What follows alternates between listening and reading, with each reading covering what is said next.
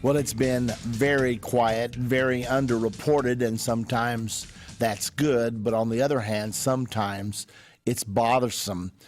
We're talking about the annual climate change conference that's been taking place in Durban, South Africa. It continues throughout this week, including on Friday, the 9th of December. Now, the last two climate change conferences have received huge coverage. The conference of '09 was in Copenhagen, and the press coverage was absolutely wall-to-wall. President Obama wanted to go there and sign a treaty to replace Kyoto, a global environmental treaty, a climate change treaty. Now, remember when it used to be called global warming? Well, the reason it's not called that anymore is because there is no global warming. But the theory says that the increase of carbon emissions eventually will cause global warming, thus melting the glaciers, melting the snow caps, causing flooding, changing the Earth's environment to the extent that will become a threat to the very existence of humanity. Now, all this is a huge leap of faith. As a matter of fact, it's been now proven not to be true. Over the last 15 years, we've had a huge leap in carbon emissions, and yet we've had no increase in the temperature. So no global warming. Consequently, the theory that increased carbon emissions are in fact causing temperatures to rise has been proven to not be true. Now, back in Time magazine about a year or two ago, we devoted one entire feature to the global warming issue. And we found out as we were investigating that there are farms in Iceland, maybe it's Greenland, down below the surface of the ice. There are some places that ice is now 12 feet thick, but they've dug down and found farms that were being tilled 1,000 years ago. Now, what does this mean?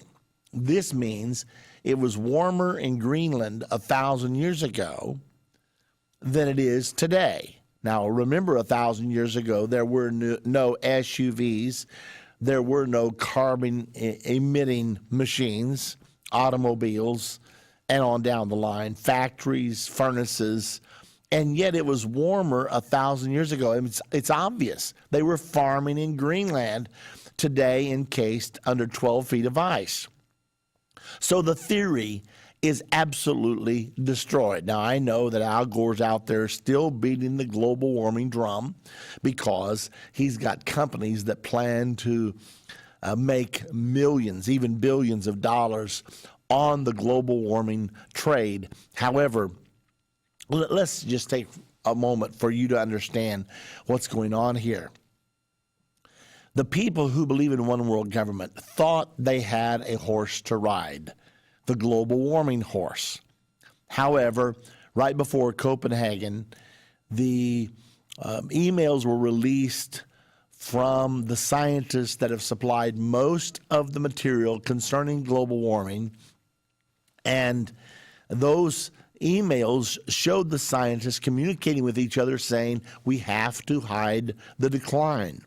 And if you receive certain freedom of information requests, you need to destroy all emails between you and me and so on, because the information contained therein showed that they were manipulating the data in order to make it appear there was global warming so that there could be an international global warming treaty that would bind all the nations together and give international authority over all of the carbon emissions of every person on the planet. Now, this was the big design. Part of this design, and it was already imposed by the Kyoto Treaty, says that each business will have to purchase carbon credits. Once they exceed their particular allotment, then when they go beyond that, they have to buy carbon credits, normally from a have-not nation, which will serve the purpose of redistributing wealth from the haves to the have-not. Karl Marx is undoubtedly smiling in his grave. So this is really, the people behind all this are Marxists, they are communists, and they believe in a world where everyone thing is equal, everyone is equal. They believe in this utopia. So consequently, they were doing really fine until the climate gate hit right before the conference of 2009. Another thing happened. God didn't cooperate very well in that they had the coldest winter in Copenhagen that they had had in many years, had one of the biggest snowfalls in the last 100 years.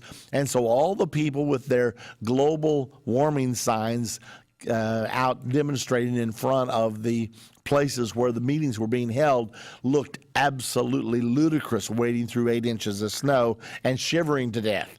So it didn't work very well. They knew the next year they were going to be in Cancun, Mexico. Well, it's always warm there. So they thought, well, this one will go better. 2010 will go better. Well, instead, they get down there, and guess who has record low temperatures again? Yeah, you guessed it, Cancun, Mexico.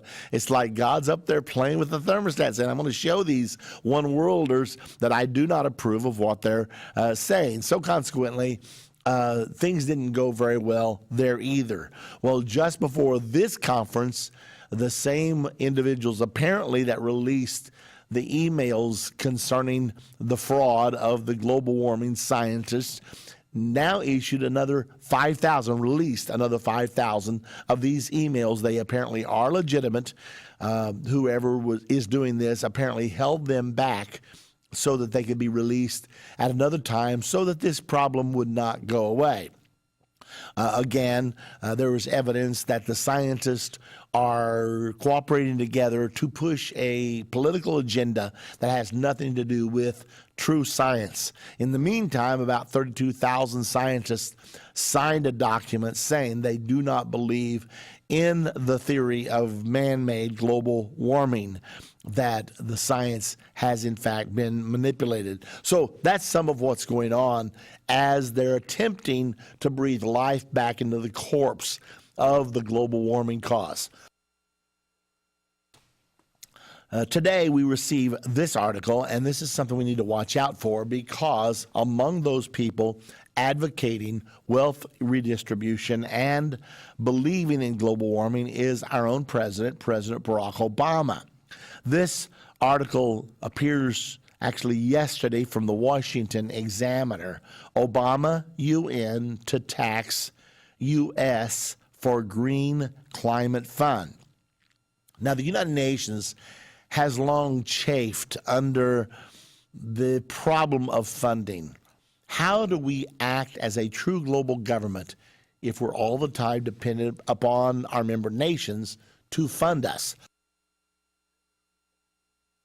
If the United States needs to be cracked down upon, if they're the ones that are paying 25% of our budget, and we try to crack down on them, then they withhold their contributions. This will cripple us. So they are able to submit us to economic blackmail. Consequently, the United Nations and other globalists have long dreamed of some kind of a mechanism whereby the United Nations could be independently funded. Now, 8 or 10 years ago, there was a man who came up with an idea, and it was named after him. It's called the Tobin tax. What they want to do is to tax all international financial transactions.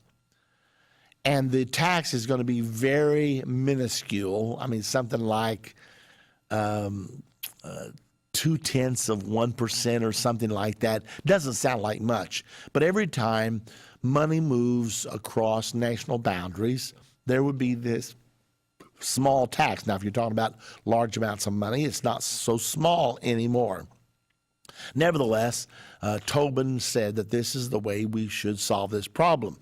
Now, when you add all this up, I think the UN budget is somewhere around $10 billion per year now, not counting all the peacekeeping forces out there and a lot of other things, but their published budget is around $10 billion per year. However, this Tobin tax would have upped their income to $250 trillion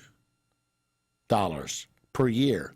And it would all be collected by the International Taxing Authority. Now, we all love taxes. I mean, we have city taxes, county taxes, state taxes, federal taxes, excise taxes, sales taxes. We have all kinds of taxes. So, we certainly need a global tax, right? Well, that's what they're planning. They fully want a global tax for their global government. I mean, after all, they have the World Trade Organization now. They have the World Health Organization. They have the World Bank. They have the World Court. So they're building a one world governmental system. However, it presently operates with the consent of the governed. Well, that doesn't always work the neatest, because what they want to do is be able to operate according to their own good judgment of the best interest of the governed, whether the governed's smart enough to know it or not. So they've yearned for this global tax for a long, long time. They've pushed it over and over and over, but until now, the nations of the world have not been they have not been agreeable to this. However, in this article today, it says that President Obama's team of negotiators at the United Nations Climate Change Conference may agree to a tax on foreign currency transactions. They don't call it the Tobin tax here. They now just are saying they may agree to this tax on foreign currency transactions designed to pay for a green climate fund that would fall disproportionately on American travelers and businesses, according to a group attending the conference that is skeptical of the UN position on global warming. Negotiators at the conference are considering a new tax on every foreign currency transaction in the world, according to the Committee for a Constructive Tomorrow. Every time you travel abroad, you'll have to pay a climate tax, explains CFACT, the group that released the ClimateGate emails. More importantly, every time we import goods, every time we export our fine products, now think about jobs when you think of this, we will do so with a climate tax skimming off the top. Why isn't this being more publicly talked about? A global tax, and we're not hearing anything about it in our mainline news? Well, it's interesting, but that's what's going on today at the Global Climate Change meeting.